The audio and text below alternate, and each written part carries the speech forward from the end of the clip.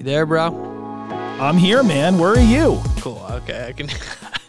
Is the party over down there or what? It is. I was getting so frustrated because, you know, I get it. It's a boat show event. There's a boat show happening outside of here just earlier, and we wanted to record, and all weekend I couldn't record any kind of voice. I tried putting sweatshirts over my vocal booth. That didn't work. I tried putting them underneath. I tried like covering the mic, and I'm just getting bleed from the bass guitar.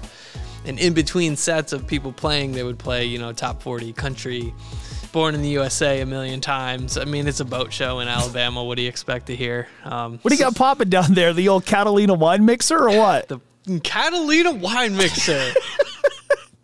So it was, yeah, the southern version of the Catalina wine mixer. Well said. I got to go on a couple boats, too. I did a boat tour on my YouTube channel of $1 million luxury fishing yacht.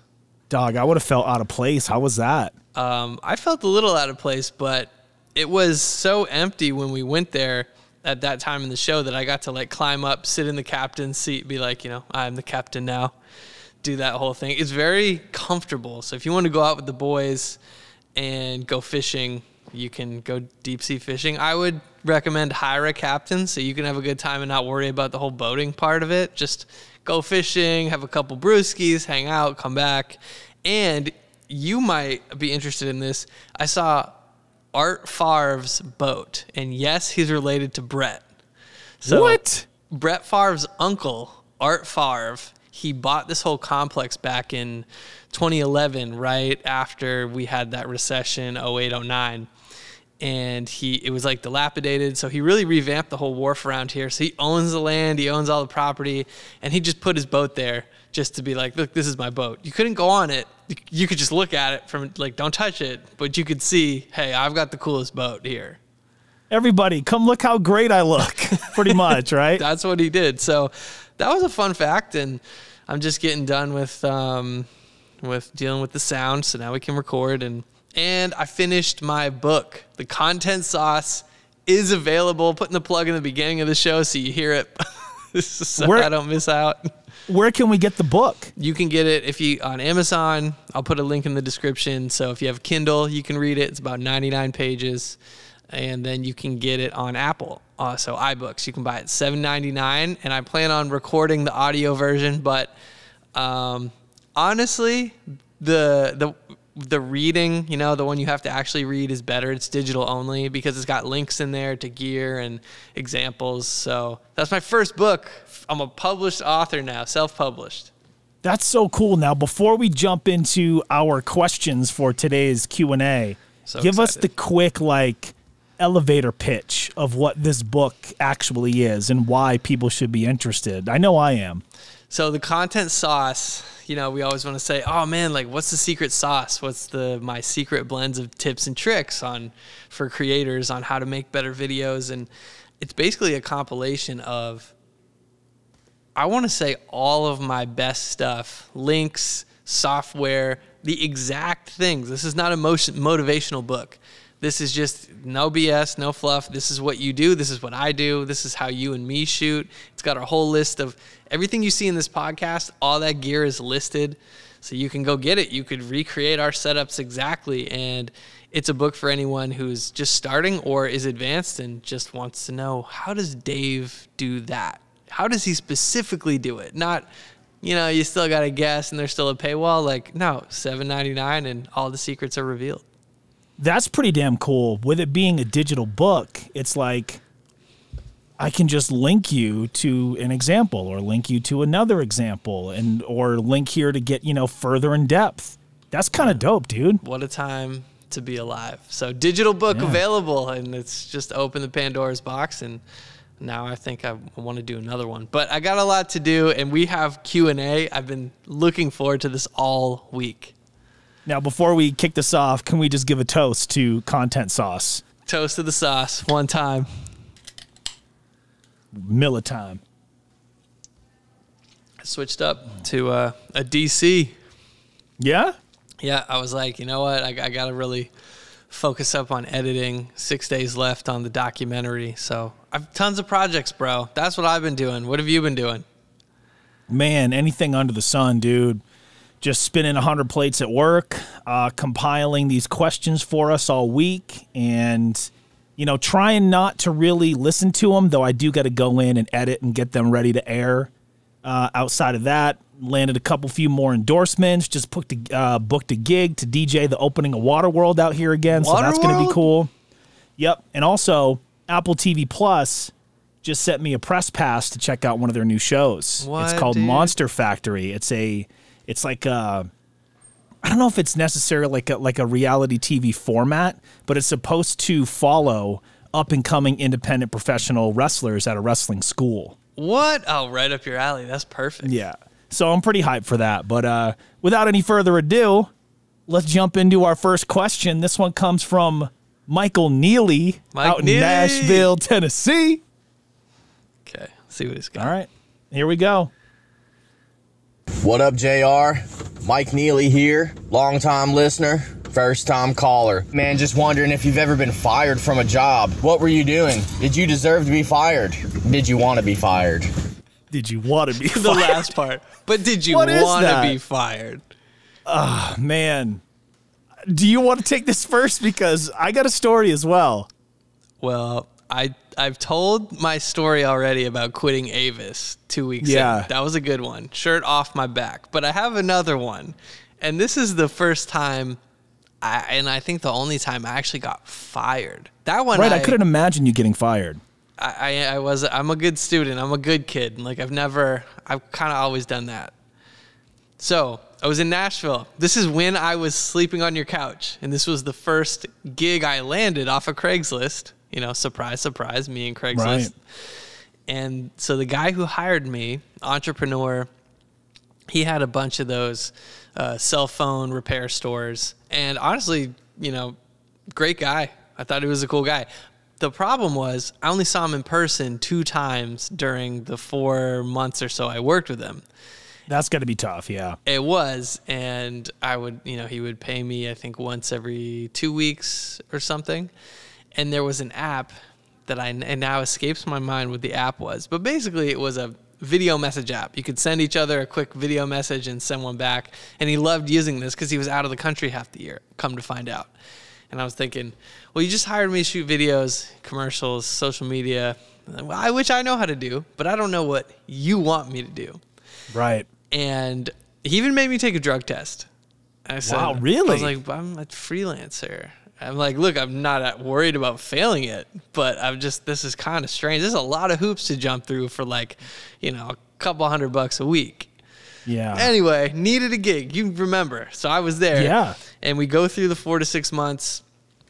I think it was 4 months. And finally, you know, I think I'd made 3 videos for him. And he was like, hey, man, where's all my videos? And I'm thinking, that's a really good question. Where are all your videos? You haven't come up with anything for me to do. You haven't put me in, like, I'm not your employee. I'm just a contractor. So I said, send a video message back. That's a great question. I don't know. I have nothing for you. He's like, well, this isn't working out. We're just going to have to let you go. I was like, you know, that's honestly a good idea. You probably should, because I think you're right. I've seen you 2 times since you've hired me, and you've communicated with me maybe double that. So wow, it was all for the best, and it was all over a video message, and I never saw him again. It wasn't even in real time. It wasn't even in. It was as close to real time as possible. Like, he could have just FaceTimed me and done it. Yeah. But he had to send a video message. Maybe he was out of the country and the rates were bad at the time. I don't know. But either way, I got fired over a video app. True story. How you gonna get fired on your day off? It probably was my day off too. We were probably doing something fun, and I'm like, man. Yeah. Talk about just like a miscommunication. Talk about working for a client that has no clear direction of what they want you to do. It's like, okay, I'm here to shoot and edit for you, but you need to set up these shoots. You need to come up with the ideas. You need to write this out. You need to set up the, shoot location, the date and the time. I can't read your mind. And so it came down to that. I was like, look, I'm good at executing, but you're in charge here, not me. Yeah. So ultimately, I can only keep the engine running if you want to drive the car. Right. Well, you know, my story is a little bit more scandalous, and I've never actually told this publicly before. Oh, man, I'm so excited. Scandalous? You said scandalous. I'm very pumped. Yeah. So about 19 years old, I'm living in Scarborough, Maine. I'm working at the movie gallery out there, right? Just some BS job. Well, I wind up sleeping with the manager. Dude. And, yeah, so she would let all my buddies come in and just take whatever. I don't know if I can say this publicly. If we can't keep it, we'll bleep it, all right? Exactly. And just let them come in and take whatever candy, snacks, sodas, movies, games they wanted. Okay, so this was like a Blockbuster type store. Right, which none of these exist anymore. But so, yeah, she would let them come in and just kind of turn her back because I was sleeping with her. Oh, and, man. When did this start? How long did you work there before that started? Probably just like a few months. So not long. No. And she's a really cute girl, you know, and I think it might have been because of that why I've always wanted a Subaru WRX, because she drove one and it was badass. And I couldn't drive at the time, so she was picking me up. You're like, wonder what it's like to drive this beast. Yeah. So, and you probably know the friends that I'm talking about that would come in and completely take advantage of this. So at the end of the year, they decide they're going to do, you know, they're going to do upkeep. They're going to run inventory, and just a lot of money is missing. And ultimately I got the blame for it and wound up getting fired. Wow, and I was ordered to pay back a certain amount that they felt I took. Well, right? By association. Right. Shortly after the company went under, and, you know, that never had to happen. But yeah, that was the time I got fired from the movie gallery. And I'm not proud of it. I was a young man. I was 19. You were 19, impressionable, naive even. Right. Thinking with the wrong head, and just, yeah, man, you know, when you're that age, you don't think about consequences. You don't really think about anything, you know? You just think about kind of getting laid. I don't know. I mean, yeah, when you're 19, you're like, wow, this is so cool. I thought this only happened in the movies. Yeah. Yeah, that's what I thought too, man. And it did. It happened in the movie gallery. Movie gallery, folks. Let's move on to question number 2. This one comes from Christina down in Kentucky. Hey, JR. Hey, Dave. If you all could live a day in each other's lives, what would you do?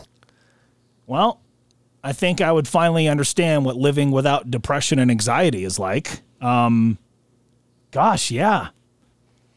If I could live a day in Dave's life, what would I do? Now, does this mean that I'm me? I'm just living in your day, or do I have your subconscious? No, I think it's like Freaky Friday, where you swap bodies. So you're you, but you look like me, and you sound like me, but it's you. Man, I don't know. That's tough. A Freaky Friday with me and Dave. That's a good question, though. That'd be such a funny, like, movie poster. Yeah. I don't know, man. I think I would probably just, you know, swipe yes on like 1,500 girls and just try to set up as many dates for you as I can. My dude, always looking out for me. Even when you're me, you're still looking out for me. But it wouldn't always be good. I mean, they wouldn't all be 10. So that's a good point. Eventually we would have to switch back, and you'd be like, JR, I'm going on a date. I don't even know who this girl is. You know? You would catch me mid-date starting to make out with somebody and be like, all right, switch back. I'd be like, wait, what am I doing here? Yeah, I gotta get out of here. Weird. I think, and then go ahead. I was trying to think, like, what would I would definitely try to pick a day where you were DJing or hosting some cool event.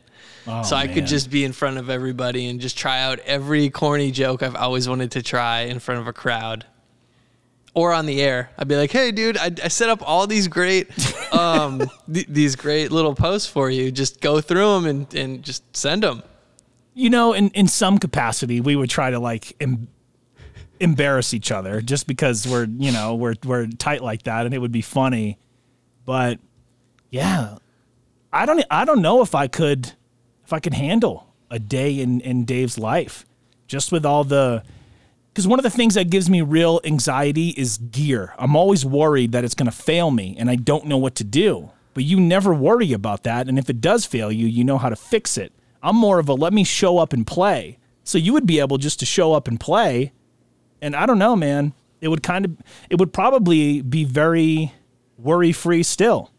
Yeah, you'd be like, well, if it doesn't work, I'll figure it out. But see, I would get into the radio booth and be like, hey, something's not working. I just need to do this somewhere else. And I just have you on the phone. Bro, I don't know how any of this works. Just walk me through what's the process. Just make it live, and I'll mute when the music's playing, and I'll unmute. And that would be my only button I'd use.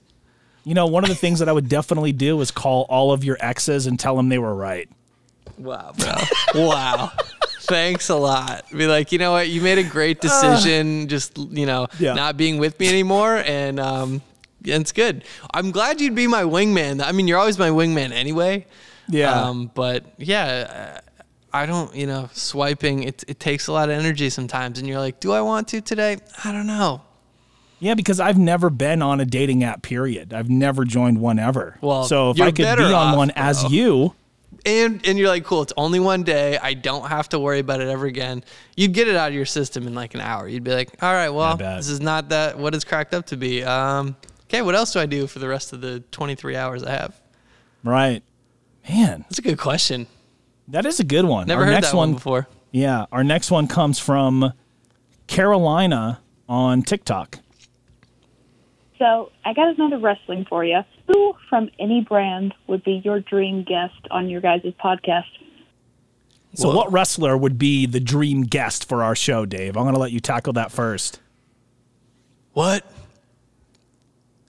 It would be Stone Cold. It has to be. Stone Cold Steve Austin. What? Because I want to just sit there and see how many beers I could drink with him before I couldn't ask him an intelligible question. That'd be the best, dude. I don't drink. I'm straight edge, but if Stone Cold wanted me to have a brewski with him, I'm doing whatever it takes to suck it down. I'm just doing it. He'll do one. He'll do one. I mean, yeah, that would be an honor. Then you could say bucket list. I had a beer with Stone Cold. That's amazing. So Stone Cold. I think if we couldn't get him, The Undertaker.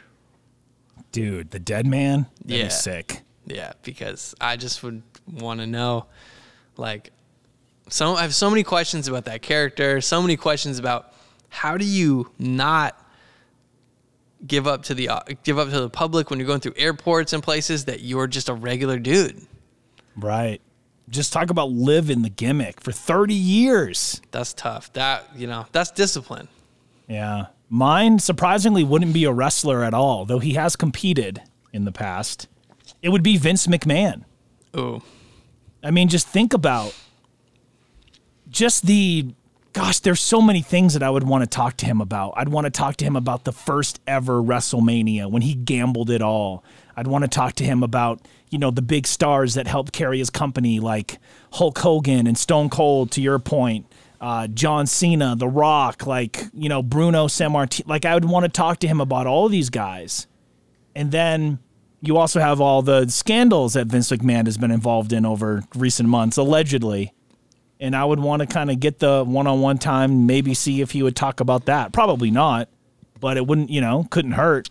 But yeah, just to have the puppet master, the mastermind of it all, Vince McMahon. That'd be the dream. I'd have to agree with you there because he probably has more stories on all our favorite superstars than they do.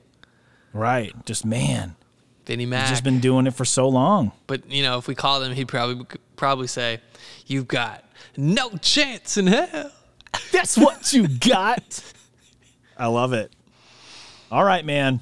Let's keep moving. What do you say? Let's do it. These are good. I love Q&As. It's the best, dude. Only 5 more episodes till we get another one. We're doing it every 5, so send them at any time.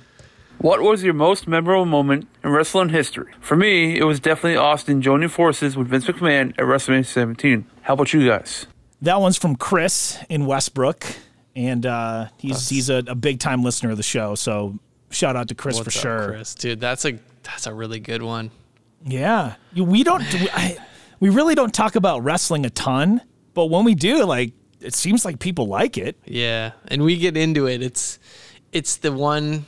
It's like when you go to a party and you're not sure, you don't know people, but one person likes wrestling, you're okay. They brought up something about an obscure wrestling fact. I bet they have more. I'm going to go hang out with them so I don't have to talk about whatever everybody else is talking about at this, maybe you're at a party with like a date and it's not that exciting. So yeah, that's how I think of wrestling. So he was asking us for our like number one wrestling moment. And without thinking about it too much, I got to say, watching live and in person from a luxury box, still don't know how my dad pulled that off, at the TD Garden. Dude. Watching Stone Cold Steve Austin defeat Shawn Michaels for the WWE Championship, and then HBK gets laid out by Mike Tyson. And Iron Mike Tyson. That was a great one to watch. WrestleMania 14, bro. Man, that's a really good moment. Best wrestling moment. It's probably something I watched on TV. Yeah. Because I know you and me went to SmackDown in Nashville. That was super fun. That was dope. I want to say, and that wasn't I think that was only my second event ever. The first event I ever went to was with Joe. We went to Monday Night Raw in San Jose. That's right. I totally remember that. I can't remember much of what happened, but I just remember it was mad fun. Dude, there's nothing like going to see WWE live. I don't care. Yeah, and then you taught me, which I learned when I went, about the dark matches they have when TV stops airing and recording. And these guys went on for like another 45 minutes. Yeah. Talk about getting your money's worth, right? Yeah, definitely got my money's worth. But as far as moments, I mean, when the streak was ended, I was pretty shocked. It was memorable. Look, not in a good way, but I was kind of pissed off. The one in 21-1, yeah. Brock Lesnar. But yeah, favorite moment. It's probably a moment I watched on a replay that, before I was born or when I was little. Yeah. Undertaker. I love it, man. Okay. Undertaker entrance at SummerSlam 93. Coolest entrance. I'll say that. Nah, I think you're thinking of 92. That was the one that was over in the UK. That is. Yeah, and he comes on the back of the hearse. Yeah. That's the one I'm thinking of. Yeah. Epic long entrance. Yep. Our next question comes from Instagram, and this is from Lee. All right, JR, quick question. You have a shot at the WWE Tag Team titles. Who's your partner? Could be anybody, past, present. Let me know. I swear I didn't put these in order for wrestling-related questions, but this is just how they're coming in. So, Dave, who would be your tag team partner to go for the titles with? I feel like I would need somebody who was like big, like the Big Show, or I'd probably have Brock, because I'd need somebody who could take on two guys at once, so I could just that could do it by himself. Yeah, just distract and hopefully get in like a lucky chair shot or something, and then be like, all right, Brock, like take care of business. One of the dramatic tags to the corner. That'd be me. The hot tag to Brock, nothing bigger than that. And that was the answer that I was gonna go with, because the same thing. I'm like, I could sneak up on somebody, grab their foot when they hit the rope, but ultimately, just let the Beast Incarnate go in there and do his thing. Take everybody to Suplex City. I'm not a wrestler. But Brock is. He's more than a wrestler. This question comes from our buddy Aaron, the retro guy down in OKC. All right. What up, Aaron? When working with brand new content creators, what is the first purchase you encourage them to make when it comes to making their content better? That's a layup to you, bro. That's a good question. The first purchase, if you don't already have an iPhone. If you already have that, get yourself a really good mic like this. And then I made a video on this at some point. And you were the one who showed me this, was get the adapter and then hook this up to, obviously this is a few more pieces of gear, but if you want to make content, it's this, the adapter, and then the Rodecaster. And you can record all your videos right to your phone. Yeah, the Rodecaster Pro, man, it really is the central hub for it all. But I want to double back to the phone and just why that's so important. So break down a little bit of why having that, smartphone is the first piece that you would recommend for somebody to get. You've got photos, videos, an editor. You have the whole production suite in one device, and it fits in your pocket. So if you couldn't afford any of the other stuff, get, you know, a tripod for your phone. I think I have one somewhere. But get a tripod so you can set your phone up. You can stand, be in the shot. What else does the phone do? Social media. Whatever you make, it can upload it to the world. It's all in one place. You don't have to worry about a card from a camera and all the stuff I'm about to say that's not going to make any sense to you yet. So just get a little tripod for your phone. And if you don't have a phone, get that. I think the phone is the best recommendation that you can make, a good one, you know, like a really good one. Because I know a lot of people, like my former trainer here in Denver, just had like this super old Android, just shot like it was crap. And I'm like, bro, first thing you got to do is just upgrade your phone, make sure it has a really good camera. And you and I were talking before we went live here, while I was editing a lot of these questions, I'm like, damn, a lot of these actually sound really good just being recorded as like a voice memo. So you got that going for you too. Plus, you got access to anything and everything you could access on a computer, your email to contact clients and share stuff. Like, it's literally the phone, your smartphone is the central hub for any content creator out there. I don't care who it is. Yeah, you can run a whole business. You and me both are trying more and more to do less stuff on our computers. Yeah. And even at our advanced mid-30s age, where I like to have a big keyboard, I say, yeah, but I could edit this whole thing on the phone. It's possible. Yeah. It's possible. It's not as user-friendly as, say, opening up Adobe Audition or Premiere Pro, for that matter. Yeah. But in theory, you could. You absolutely could. So, yeah, great question, Aaron. Thank you. And, I would definitely say the smartphone. We need an affiliate link for a phone. Yeah, absolutely. Well, the other thing you can do, too, is if you really want to stick with Android, just get like an iPhone 12 or 13 or something without the phone plan.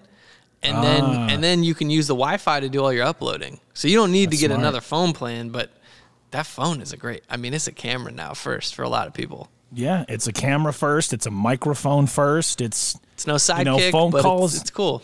Yeah, phone calls and text messages are kind of an afterthought because it's like, no, this is how I can earn a living, and you can do it with the device in your pocket. That's nuts to me to think about. The fact that you just said that. And for you and me, I remember burning a CD was like some great invention at your house. I'm like, oh my God, did we just put songs on a CD? How did we do that? We had the Acer. It was like a 4X speed. Dude. And we thought it was so fast, but it took forever. It did take forever. All right, well, it's going to go. I guess let's go outside for 2 hours and see if it's halfway done yet. Right. Well, and that's what we did back then, you know. People actually went outside and touched grass once in a while. Wow. What a concept. So I got a feeling this one is from Jacob in Maine, and I got a feeling it's another wrestling one. So feel free to rearrange the orders of these if you want to, Dave. We're here for the wrestling, though. Yeah. Well, it's WrestleMania season, you know? Yeah, it's coming. All right, here it is. Do you think Roman Reigns will surpass 1,000 days as champion? Or do you think Cody Rhodes will beat him at WrestleMania? Answer this. I got a hot take, but Roman Reigns is really close to being world champion for 1,000 days, which is just unheard of nowadays. Unheard of. Not even fathomable, if I said that word right. It's unfathomable. It's almost 3 years. Think about that. Yeah, right? But my answer is Cody Rhodes is going to finish the story. He's going to do it for the American dream, his father, Dusty Rhodes. He's going to do it for the American Nightmare himself, and he's going to do it for us, the WWE Universe. Cody Rhodes will dethrone the tribal chief, the head of the table, Roman Reigns, at WrestleMania. I concur. That's what I was going to say. Really? Cody Rhodes, let's go. Let's go. I haven't watched a lot. It's just Roman Reigns he's done an amazing job getting people behind his brand, because he had a hard time with that for such a long time. But you bring in the new blood. I mean, it's legacy blood, but it's new to the scene, and it's hard to argue with not putting him over. And this story has just been really, really cool, man. You know, Cody's father, Dusty, was never able to obtain winning the WWE Championship. I didn't know that.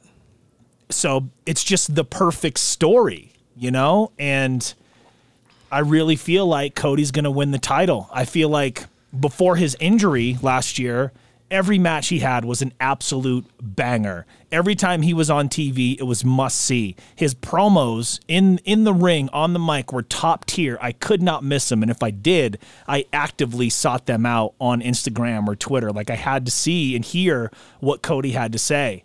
And since returning and winning the Royal Rumble, it's just, man, they are on a collision course for this to be one of the biggest main events in WrestleMania history. And I can't wait to see how it all unfolds. Plus, Cody's entrance, man, gets everybody on their feet in that song. It's just, and the pyro and his whole presentation from the way that he, you know, gets down in the ring, the way that he tears it up on the mic, his entrance, his charisma, his pizzazz, everything. Cody Rhodes is that dude right now.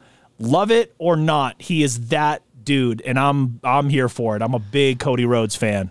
Plus, got to think all the entrances at Mania are going to be at 11.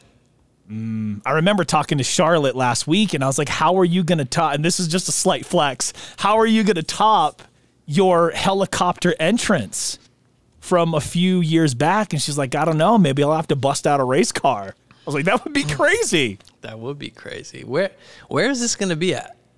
This is going to be a 2-night spectacular. I feel like a pitch man. Is this it is going to in be New a York? 2-night spectacular at SoFi Stadium. Oh, it's LA. Los That's Angeles, right. California. WrestleMania goes Hollywood. That's right. For life.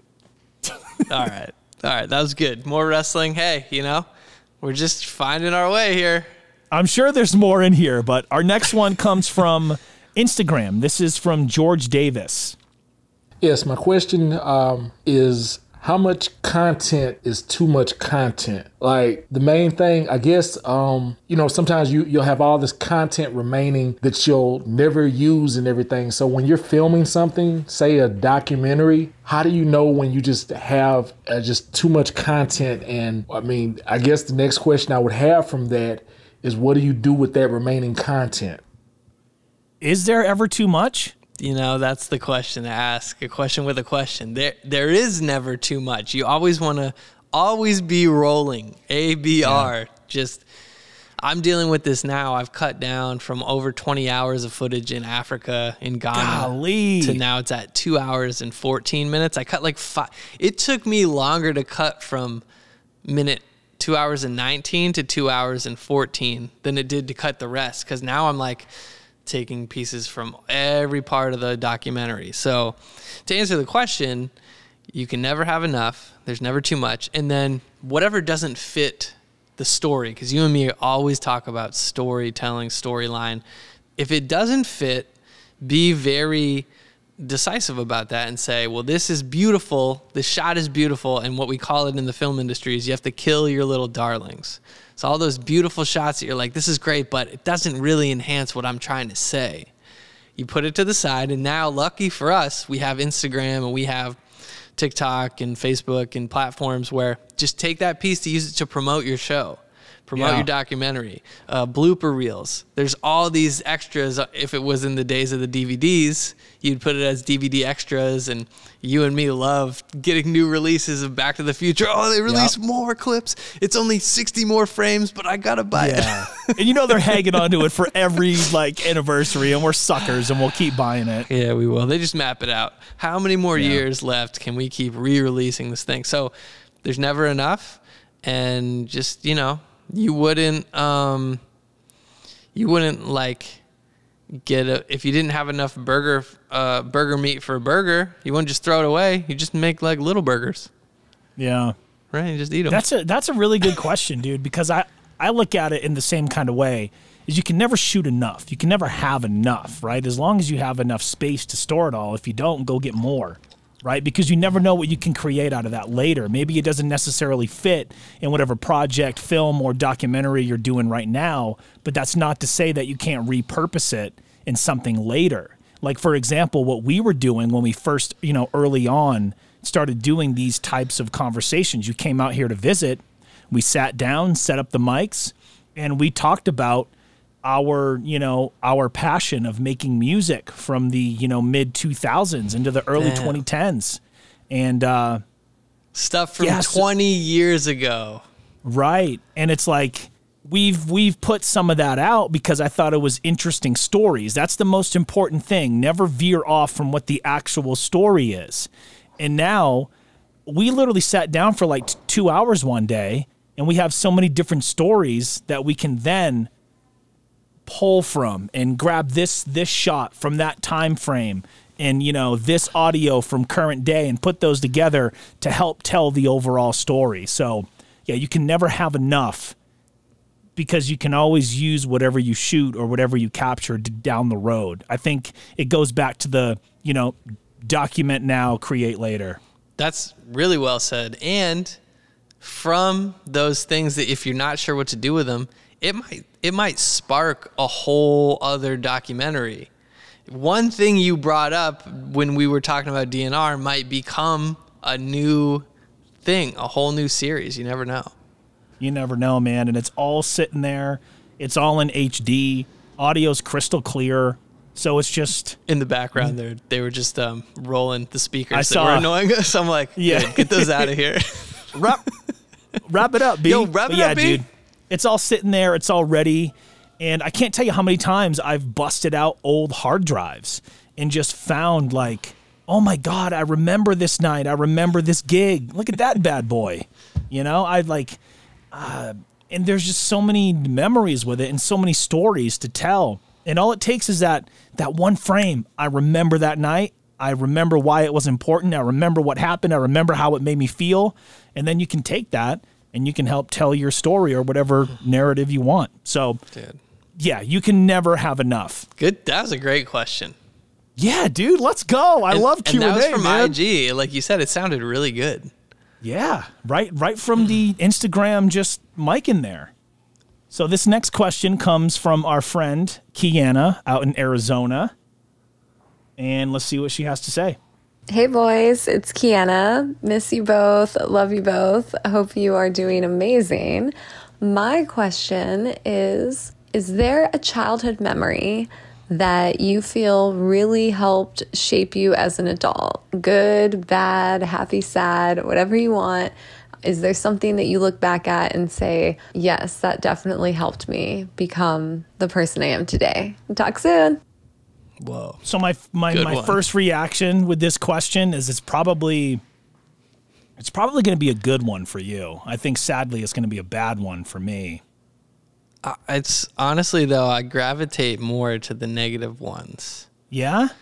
But it's what happened after. So I remember we're playing in a little league like city championship game against all the Deering kids. Well, it wasn't necessarily the Deering kids. I guess that was just the team we were playing. So Bob Molly would say Deering. Deering sucks, dude. Deering sucks, Bob. And I had struck out or walked in the previous at bat. And so we got like 2 runners on. And I'm like, all right, I'm going to hit this kid pitching. Like, I've timed him up. I'm going to crush one. Like, I'm ready. And I'm, 12 years old probably. He pinch hits for me, and somebody else comes up and just strikes out looking. And we lost the game, I think maybe on that at bat or maybe like in the next inning. And I remember the whole ride home, I didn't say anything. I was so mad. My dad was there watching. And as soon as I got home, he handed me a bat and he said, just go and just hit the stump as many times as you want. And I was like, oh, that's perfect. I got a lot of anger to get out. And I did hundreds of swings until my hands were like, calloused and tore up. And he said, he's like, I saw what happened and I know that you were ready to, like, that was your opportunity and somebody just took it away from you. And he's like, but you got to understand, put yourself in a position where people can't take those opportunities from you. And just know that just because you're, 12 or whatever, those people don't run the world. They don't have to. And I was like, wow. I remembered a lot of that. I can't believe he said that to me. Your dad is so insightful, bro. Like, the Stacks man. Yeah, I was like, thanks for the bat, first of all. I had a lot of anger to get out. I didn't get to take it out on the baseball, so I took it out on a stump. Yeah. Man. Yeah. Dude, you get a lot of your just like wise beyond your year stuff from your dad.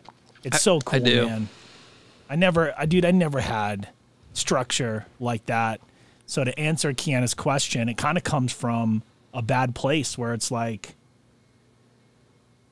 I think a lot of the things that I saw as a kid shaped me into the man that I am today. And I've actually had people tell me that were kind of close to us, just from the alcohol, the drugs, and being around it, and domestic violence, unfortunately, and just a very chaotic environment as a kid. When you're real young, you don't really understand something's wrong. You only really understand big feelings. Yeah. But as you kind of become a teen and get a little bit older, this isn't the way things are supposed to be. And that's why I always took so much comfort going to Don's to see Keith, or going to, Joe's, or coming to you. Because I was like, well, this is the way it's supposed to be. It was almost like that, I recently just rewatched Friday Night Lights. And you go from, Dave and my friends are over in, Dylan playing for the Panthers, and I'm playing for the Lions over on the east side. Got it. Yeah, I mean, it did seem like that too. Like, I knew when I would stay at your house, I was like, I'm going to a different situation. There's no rules. Yeah. There's no rules. I was like, it's not going to be quite as nice, but it didn't matter to me, because I'm like, yeah, but I'm going to go hang out with JR. That's where he is. So it was never like, do I want to or not? Right. Yeah. And I would try to come over your place or Joe's or whatever and just be there as long as I could, you know? And that's not to say anything bad about my parents. I couldn't imagine being in my mom's shoes, being 17 years old and having a child in 86. I forget that your mom is mad young. Yeah. And it's the complete opposite of your dynamic, because your father had children later in life. So it's, when you're 17, dude, you don't know what the hell you're doing. Like your story about being 19 earlier. Even at 19. Yeah. Even when I was 21, dude, even in our 20s. In your 20s, you're still figuring it out. I don't know if that was a good idea, but I did it anyway.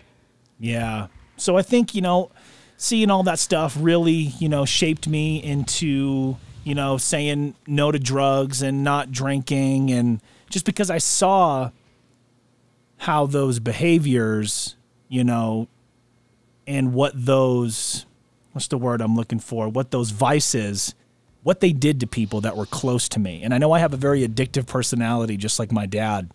And if I were to start drinking beer randomly, it would be every day. Not, it would like get something, bad. Something that you're like, well, I kind of like this. It's tough to have the control. I know, like, Ryan is the same way. He just knows.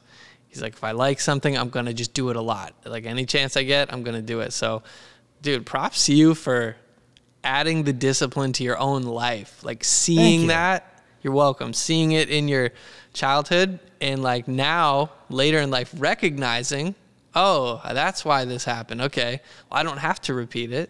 So I'm going to make a conscious decision to just not do those things.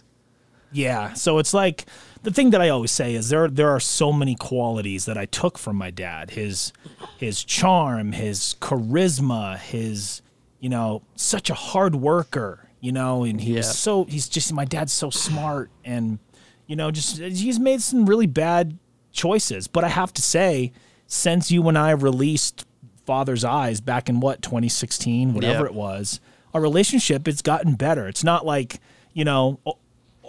over the fence to the moon better, but it's definitely better. So I think sometimes putting it all out there like that, and because that's an awkward conversation to try to have. So to be able to, artistically put it down into a song for them to hear, it's it gets everything off your chest that you're trying to say, but without having to have that awkward face-to-face. Yeah, I think that was not only like really, it's a great song, gives me chills. It's such a good song. We'll link to it so y'all can hear it. But it's like you said, you don't have to have the face-to-face, and it's more digestible. You hear something in a song and you present it, hey, Dad, I really want you to see this video. I really want you to hear this song. And then he gets the point. He's like, okay, I got the point. Yeah. Yep. It was, and again, I mean, there's blame there, but at this point in time, to me, it's mostly water under the bridge with both of my parents. I love them both. I love Tim, my stepdad as well. So, but yeah, a lot of what I was, witnessing as a kid really has shaped me into the man that I am today.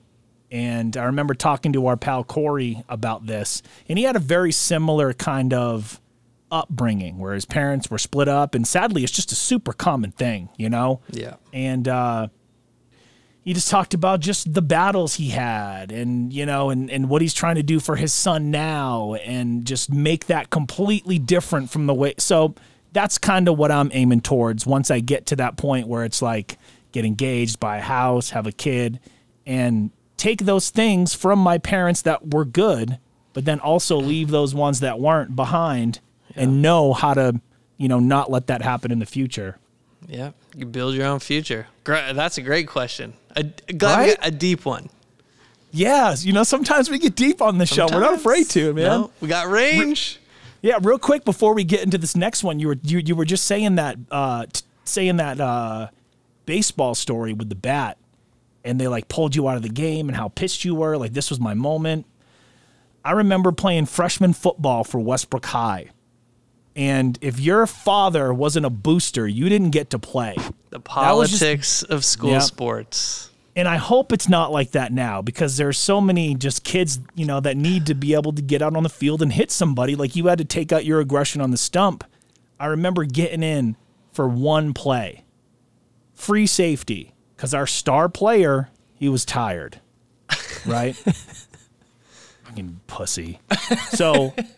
Sorry, will you bleep that out?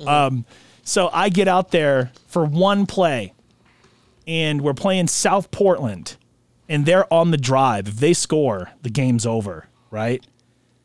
And I'm just playing free safety, so I'm just hanging out back there, and I'm watching their tight end, who's the tallest guy on the field, and I'm probably next, And he just runs this 10 and out, and I jump the route and pick off the ball and seal the win. And everybody goes nuts. And it was like 30 seconds of like, oh my God, this is great. And then I never saw the field again. Ridiculous. It just sucks, man, because I really wanted to play. Like I loved it. There was a lot of that, and I think unfortunately that still exists, but it's almost worse because you've got AAU and you've got, all right, well, this is for school, and at high school level, it's much worse than Little League.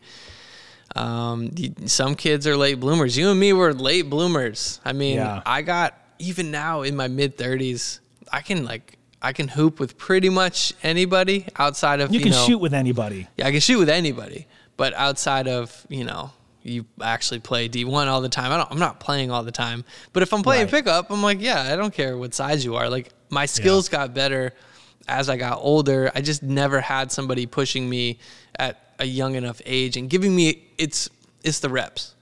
Yeah. I don't think you and me got enough reps to really find out what sports would have been like at maybe a professional opportunity. We're both over 6 feet. So right there, I know, okay, that puts us in a category where could have happened, but the politics were it's the same as Chevrolet, I bet. Hard to get playing time, playing baseball. Although I will say basketball was not like that because we had a legendary coach, Coach Brown. Shout out to Coach Brown. His son, Brett, used to coach the 76ers. He used to coach on the Spurs staff. He played at South Portland. I think Coach B, Bob Brown, his dad, my high school coach, coached him at South Portland. So he was just like, look, if you can play, you're going to play. Like, if you're the better player, you're going to play. It was all like nobody's spot is predetermined. Show me the hustle, the effort, the skill. Like, if you show me, then you're in. Yeah, and I don't mean to badmouth people. You know, the star player on our team, it's not his choice. You know, he's just, trying to do the best that he just can. Just like you, yeah. Yeah, it's just the system of it. You don't have any say in anything. You just got to hope that, that your dad's like a Buddy Garrity from Friday Night Lights and donates the Jumbotron. So it's just all and you're BS, like, man, I'm just glad I made it to practice or the game today. Yeah.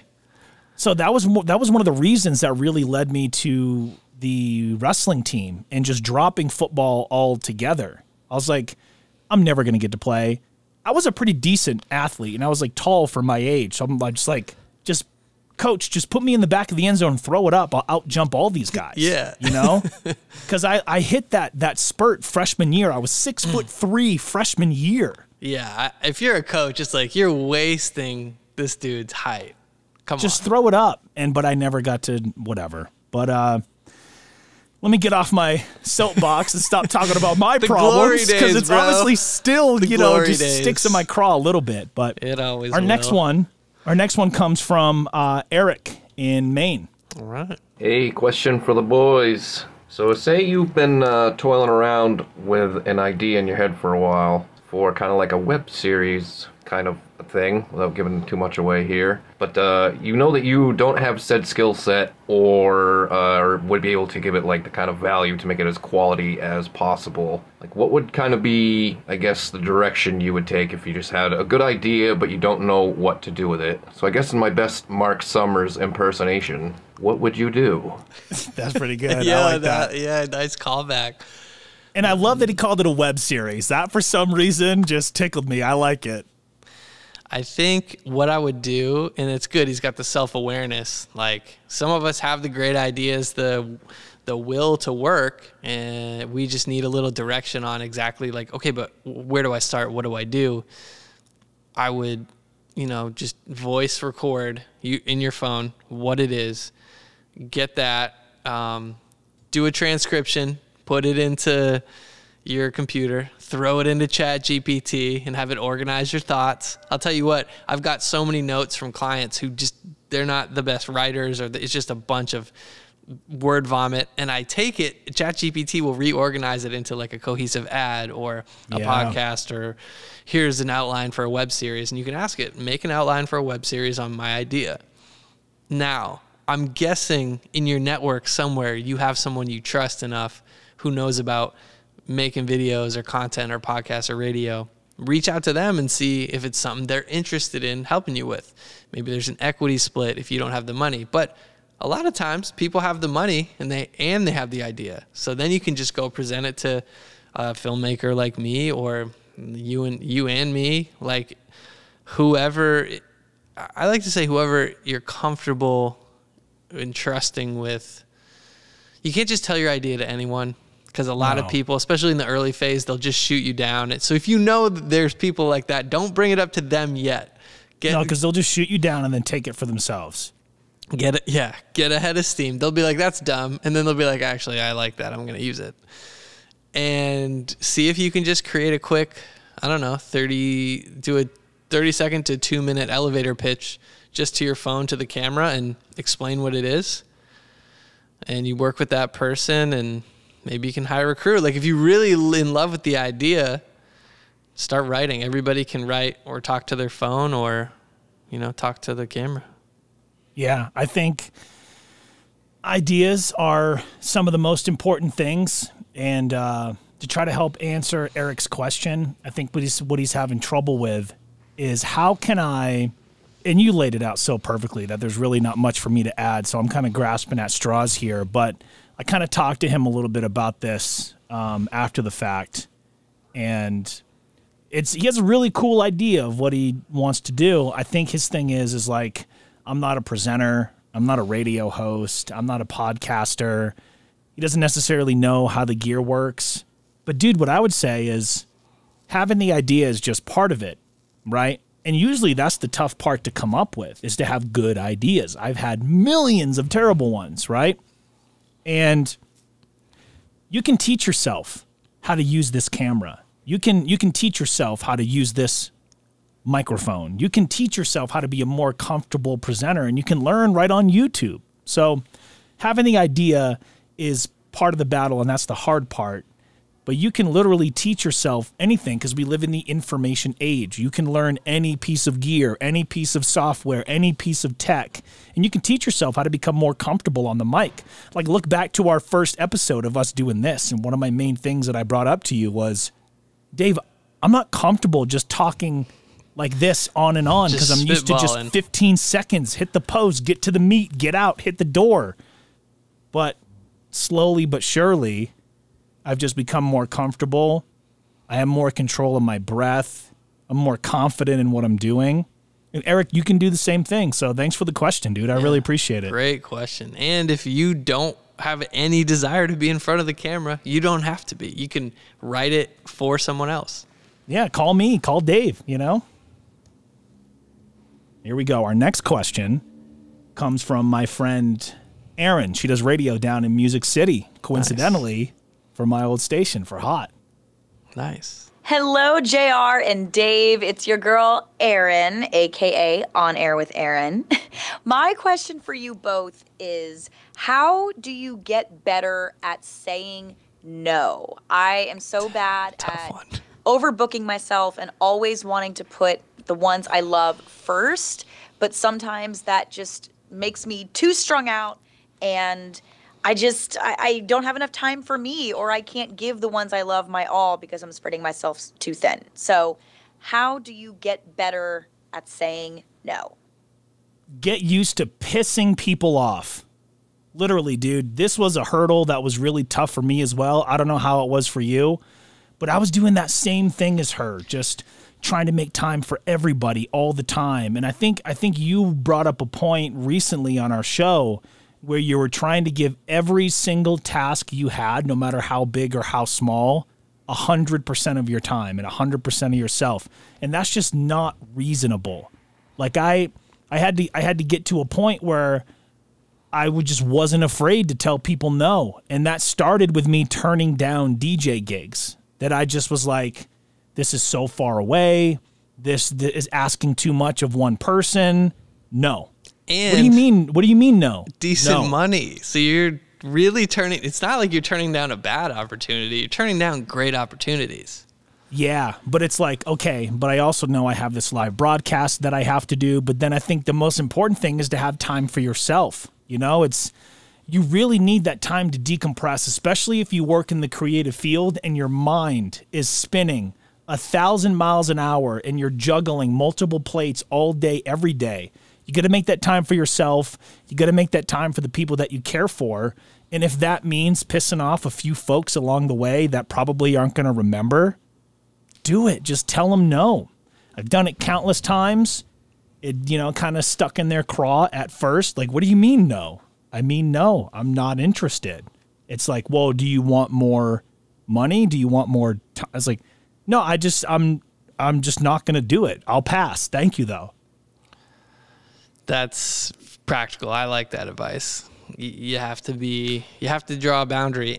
But Aaron, I think you answered your own question within your question is you want to take time for the people you love. But at the top of that list, the person you should love most is yourself.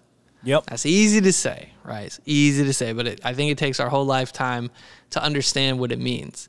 So you're on the journey of that. And part of it is when I say no, I'm saying yes to me. Every time I say no to anything else, even you, even family, I'm like, I know I will get to helping somebody else and doing stuff with you and my brother and my dad and my mom. As long as my cup is full, like the classic cliche, fill your own cup because you can't pour from an empty cup. Yeah.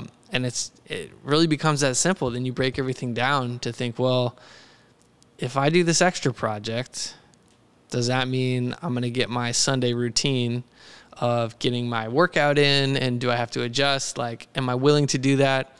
Am I willing to do that every week? Now this person wants me to help them. Like, what do I get out of this? So what's in it for me? Y'all are in radio, the best radio station. You remember that from the business? WIIFM, what's in it for me? I remember that from learning from the business. No, I don't remember that. That's brilliant. And I'm like, I'm never going to forget this. So it applies to love yourself first. Just means whatever you need to do to be your best self, just take care of that. And whatever's left over, those people will either understand or they won't, but it's not for you to decide. Yeah, I still put this into practice today. Like, I'll have certain friends like, hey, I just came across this thing. Do you want me to mail it out to you? No, that's okay, but thanks. Yeah. And it's kind of like, wait, why? It's like, well, I don't owe anybody an explanation for anything. I'm going to pass. And even, coming here to work for the company that I am now, I had initially said no. And people thought I was crazy because they're like, but it just wouldn't have worked for me. I didn't want to do it. And I was like, you know what? I don't have it so bad right now. So that's okay. I think, with Aaron also working in broadcasting, one of the things that we're always taught, just the flip side of the what's in it for me, it's the what's in it for the listener. What's the listener benefit? And that's something that's taught in us from day one.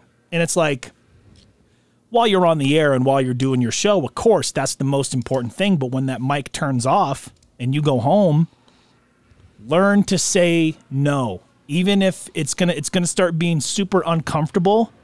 But then ultimately, it's gonna get easier because reps. What makes it difficult is seeing that red notification bubble in your text and your email and wanting to clear it, meaning you have to open it and read it. Turn off your read receipts, all right? It worked for me for a while, but I don't even want to let this guy know if I've read his message. The only way he'll know is if I start doing an audio message right away, and I know he's got it open. But I think that gives a lot of us anxiety. The other person knows I read this. Oh my God, I'm on the clock. I have to come up with something. You can also just throw your phone in the lake too. That might work. Dude, if I literally didn't have to work with social media for a living, I would have already thrown my phone in the ocean. I'd have a flip phone. I'd say, Dave, if you want to reach me, call me on this bad boy. Flip phones and sandals coming soon. Coming soon to a podcast near you. So we got a couple of more here to dive into. But Aaron, thanks a ton for the question. Get used to saying no. There's no harm in that because you're helping yourself, okay? People will understand. Yeah, JR, This one. God damn it, Dave. 25 years down the damn drain. Okay, this one comes from Vicky Green, the A1 Day One. Vicky heard my first ever radio broadcast with Rob Steele on Q97.9. My first ever. Wow. Yeah, truly the biggest fan and one of the coolest people I've met. Yeah. And still, I don't know why, but she's still rocking with me. So bless your heart, Vicky. Here it is. Hey guys, it's Vicky again. So I kind of am sticking with the hard questions here. So as kind of content creators yourselves, and JR specifically, I know you've seen a lot of success with your, like the interactive pretending to be a radio DJ. When it comes to like trends, what do you guys think? Do you think it's smarter as a content creator to follow a trend that you see emerging? Or would it be kind of make more sense to stick with maybe something that's working for you and implement more hashtags? Because I know like for creators, it can kind of get like you're kind of stuck in a rut when you find one type of series works for you over and over again, but that you find that that's all that you're making. So kind of how do you guys feel about that kind of situation? And what do you find yourselves doing when you find a trend working for you more, but you're kind of getting stuck with it? Okay, so where do we even begin? First off, Vicky, where are you recording this at? Bullfini's? What do you got? Some like music going on in the background? It was a lot of stuff, but I think ultimately what she was getting into is you have success online with a certain thing. It's almost like going viral is more of a curse than it is a gift. You get typecast. Yeah, I had a few videos do extremely well. We're talking millions of views. I couldn't believe it. But then that's all people kind of grow to expect of you. And if you're constantly chasing that, trying to recreate it, you can't. Just stop and quit while you're ahead. Break it down to the lowest common denominator. And this is something that I recently a hurdle I had to jump over myself. think about the content that you like to consume, the things that you like to listen to, the things that you love to watch, what you love to play, and make that. Simple as that. Make what you enjoy watching. Stop trying to chase a trend. Stop trying to use a special sound that's going to help you get more views or a specific hashtags, right? Make what you enjoy. Make what you love to watch, because it's about the creation of it rather than it is the result of it and how it's perceived by people. And that's, of course, a lot easier said, than it is in practice, but that's the best advice that I could give you.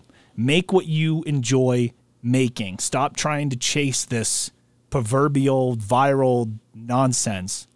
That's really good advice and practical for folks just starting out, because if you're going to do this as a career, you're going to want to like and enjoy showing up to work every day. And if you're showing up every day like, oh my God, I'm chasing this, I'm behind, this thing's going viral. Oh wait, there's a new hashtag, there's a new sound. I'm not saying don't do hashtags. Definitely do hashtags on the stuff that's relevant. Hashtags. I don't listen to him on this. When you post your own, what he's saying is don't just follow a hashtag just to make something, but put relevant hashtags on the stuff you do make about the stuff you like. So the algorithm and the internet will push your content to the right people. Say, oh, like I did a boat show video yesterday. I want people who like luxury fishing boats to find that video, because that's who it's geared towards, the audience. I would say it's always about stories for you and me. And you and me saw so many people. We always make this joke during the week. You really should not allow everyone to have a podcast microphone and a setup and allow that. Like, you need to take a test, like going to the DMV, because there's podcasts out there about nothing. Like, I just needed to make one. Why? Do you have anything to say? Not saying don't, but do you have something to say?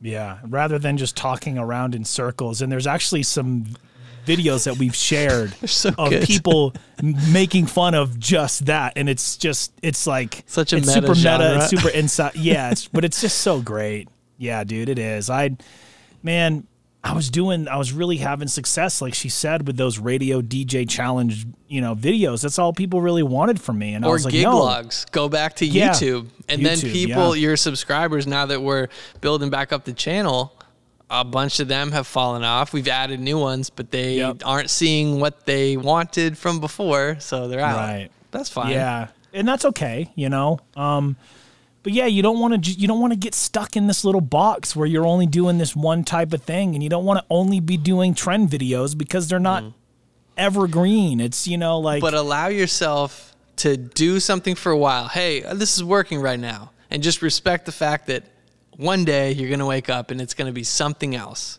Yeah. So you can either, like Casey stuck with his daily vlog for 534 days. He decided, for that long, I'm going to do a vlog. But in the meantime, he was doing videos with other people. Your brand can be yes and all of these things. It doesn't have to be one thing, but it does have to start somewhere. Yep. So if you do get viral success, just call it what it is. Hey, that was cool. That was a one-off. Try to figure out why it happened, but just remind yourself, if you're in the business of making videos and making content, then you got to show up and make more. And you and me, we do the podcast every week. I do vlogs and talk about and do documentaries, and I talk about tech and content. I know what I do, and generally I stay in my lane unless something like sports comes up is really interesting. So you can see it's a mix, but it's not. I'm never going to do like a dance for a TikTok. I'm not doing that. It's not me. I'm not a dancer. I do dance at weddings and parties, but otherwise, I don't know. If I hear music, I start dancing. Yeah. But yeah, Vicky, that's a great question. And I can only imagine being as young as Vicky trying to I can't imagine, because we did that. It was just different circumstances, and social media wasn't what it is now. It was just different, but we were still trying to navigate it nonetheless. The only way you're really going to learn is just trial and error. But the bottom line of it all is just make what you love, because it's not about the result. It's about the creation process. And yeah, that's why I show up here every single Sunday, even after doing, broadcasting the entire week and blogging the entire week and making social media the entire week and voice tracking other towns. Like, I love this. I'm going to show up for it. And me and you have talked about it. Like, we don't expect to really see any return on this for at least a year or so. But guess what? Every brand, every person, I don't care if you're Pepsi, I don't care if you're Monster, it doesn't matter. Anything and everybody will have a podcast, and it'll just be part of their overall presentation. You know, what you do doesn't define you, because it's like what Dave said. Comma, like, I'm a broadcaster, I'm a podcaster, I'm a content creator, I'm a filmographer, I'm a this, I'm a that, you can be anything. You don't have to cut yourself into a paint yourself into a corner, rather. And the best part about starting is you can, like, start and restart so many times because no one's watching yet. Right. And you can say, well, that didn't go good. Cool. Scrap it. Tomorrow's a new day. Make something else. Yeah. I mean, just think of, like, the first couple episodes that we've done of this. We kind of weren't really sure how it was going to go or how we should be. And then it's like, just be you. Because I think what a lot of people do wrong is they're just trying to be entertainers. They're telling fake stories because they think they're more interesting than their actual life. But in reality, people sniff that out, man. And it's just, nah, that's phony. That's not for me. Next. But then you could come across somebody else and it's like, no, they're authentic and they're real to who they are. They're being a little vulnerable. They're being funny.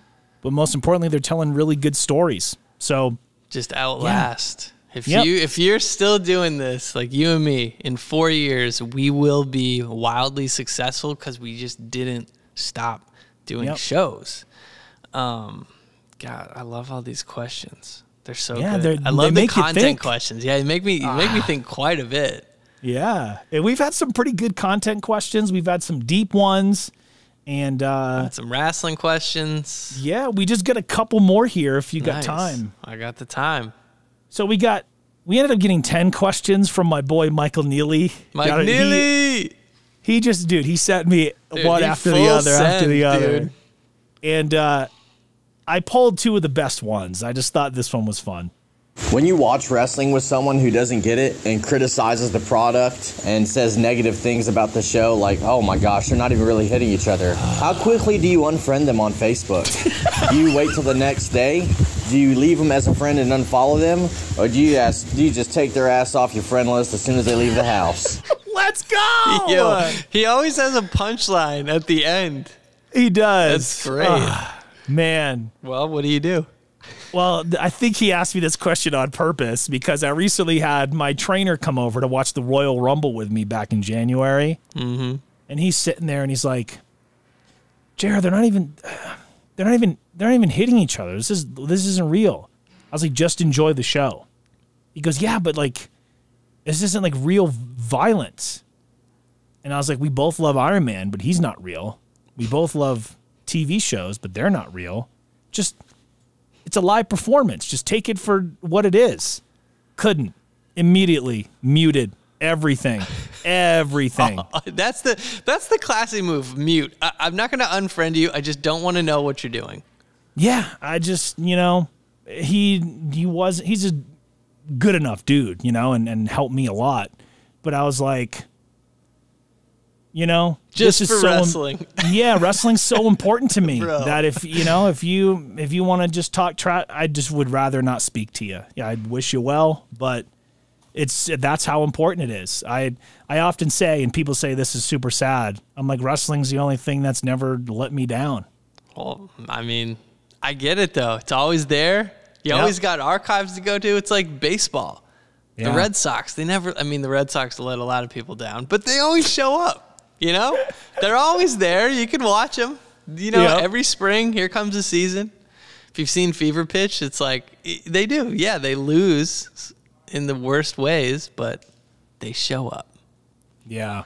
Yeah. So, I remember meeting Mike. I went to a local wrestling show being kind of new to Nashville. I was like, if I'm going to meet any friends, it's probably going to be here.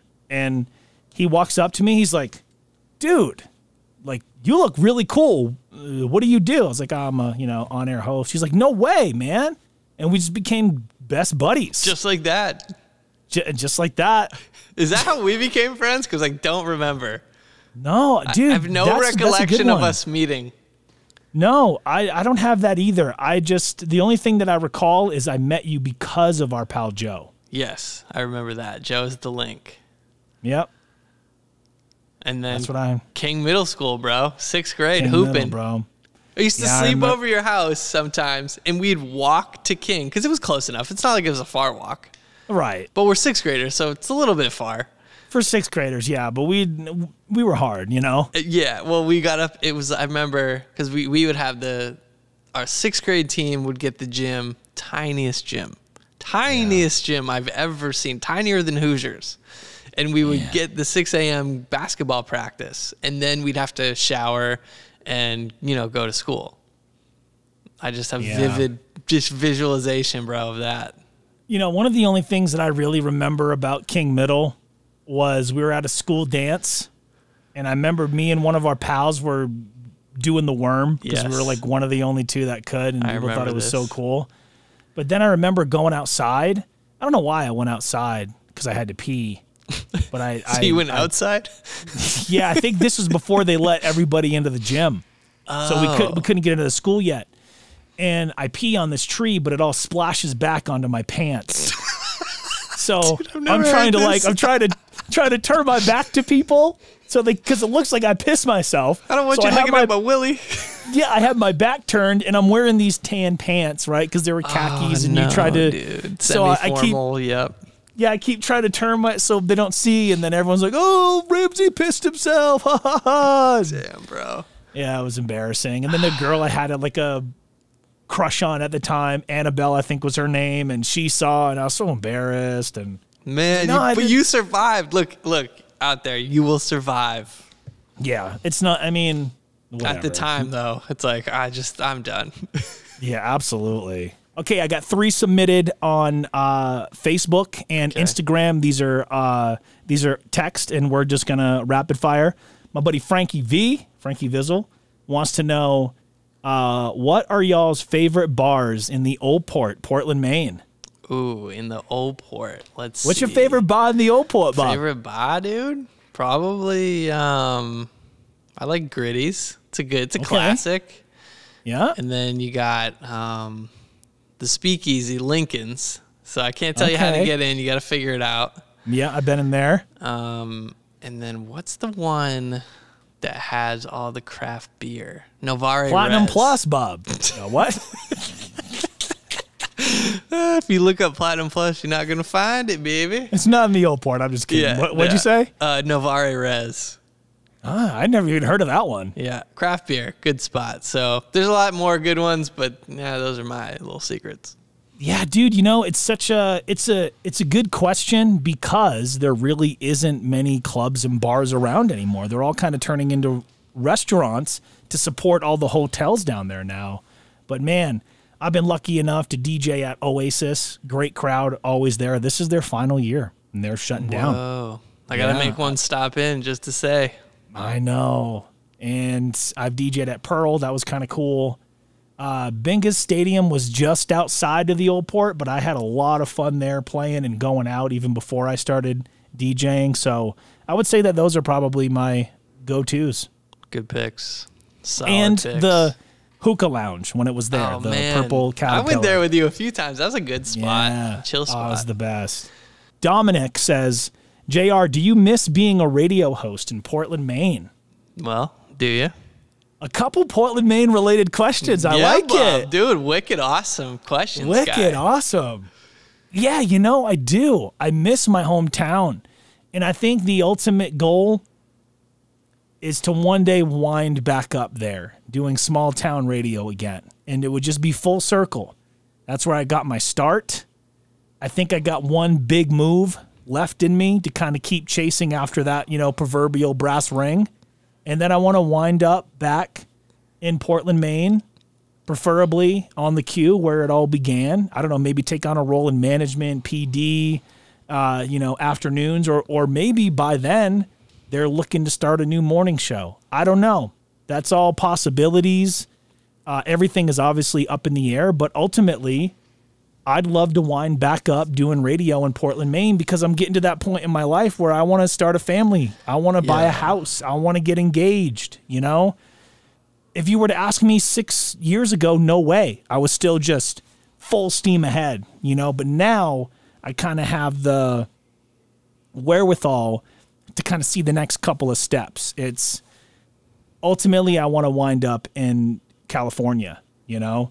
And then after that, dude, even if I'm only there a year or so, I want to pack up and head back east, Bob. Bub, let me tell you what might happen there, Bub. What if you and me were the radio host for the morning show? Go! That would be something. We keep this going, and it transforms, and you know we're both back in Maine. I mean, it's a great place. The winter time, no promises. I'll be there all winter, but summertime, I'll be there. Yeah, we'll have to patch us in to do the show. Well, it's getting cold. It's about that time, October. I'm out of here. Go to Florida. Yep. But yeah, dude, those are all of our questions. I love doing these Q&A episodes because we never know what we're going to get into. We never know, is it going to be deep? Is it going to be personal, vulnerable, funny, silly stories, informational? Like, it can go any way. So this has been awesome. A little bit of everything. That's what we're here for. We like answering the questions. And this is our excuse to hang out. Guaranteed once a week, we will get to chop it up. I love it. So for Dave, I'm JR. This has been Hanging with Homie. We'll catch you next week. Appreciate you being here. And remember, it's cool to be you. Peace.